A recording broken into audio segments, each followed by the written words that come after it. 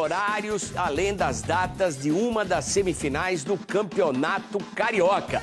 Vasco e Flamengo. E olha, confusão na reunião lá na Federação do Rio de Janeiro. Vamos conferir. Depois de uma longa reunião na Federação de Futebol do Estado do Rio de Janeiro, nesta terça-feira ficaram definidos os horários e locais das semifinais do Campeonato Carioca. Todos os 4 jogos serão às 6 horas, nos próximos sábados e domingos. Vasco e Flamengo se enfrentam nos 2 próximos sábados e Fluminense e Volta Redonda medem forças nos 2 próximos domingos. O principal debate foi em torno do local do primeiro jogo entre Vasco e Flamengo, com o mando do Cruz Maltino, sem poder mandar a partida em São Januário por conta do regulamento que exige que haja uma divisão entre as torcidas igualitária de 50% para cada uma. O Vasco escolheu o estádio Newton Santos do Botafogo para mandar a partida. E apesar do Flamengo, a Federação do Rio de Janeiro e o BEP, o Batalhão Especializado de Policiamento em Estádios, ponderarem essa decisão por questões de segurança, o Vasco bateu o pé e o jogo vai ser mesmo no estádio Newton Santos, com um detalhe: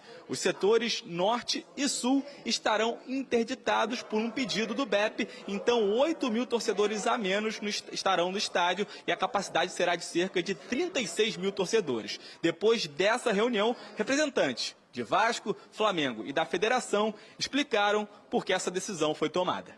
Bom, a gente preferiu os 2 jogos no Maracanã até para tornar o campeonato um pouquinho mais atraente, né? Até para ter mais gente batendo mais recordes de público como foi em 2024. Mas o Vasco foi irredutível, mesmo com as ponderações do próprio JEP, da televisão e da própria FERJ, quis manter um jogo no Engenhão. Se fosse pelo desejo único e exclusivo do Vasco, a gente jogaria no estádio de São Januário. Esse tem sido o posicionamento adotado na maioria das partidas pelo presidente Pedrinho.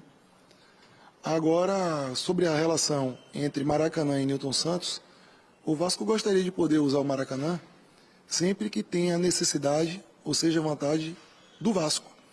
Não apenas quando seja uma vontade coletiva, como seria agora nessa situação do campeonato estadual. É uma pontuação legítima do Vasco. A gente entende que seria melhor jogar no Maracanã, mas o Vasco está dentro dos conceitos e da verdade, né, dos princípios do regulamento.